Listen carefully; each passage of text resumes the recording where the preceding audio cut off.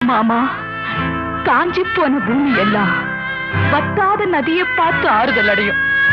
அந்த நதியே காஞ்சி போயிட்டா துன்பப்படுறவங்க எல்லாம் அவங்க கவலைய தெய்வத்துக்கிட்ட முறையிடுவாங்க. ஆனா தெய்வமே கலங்கி நின்னா அந்த தெய்வத்துக்கு யாரால ஆறுதல் சொல்ல முடியும்? தானாடவில்லை அம்மா, சதையாடுது. அது தந்தை என்றும் பிள்ளை என்றும் விளையாடுது.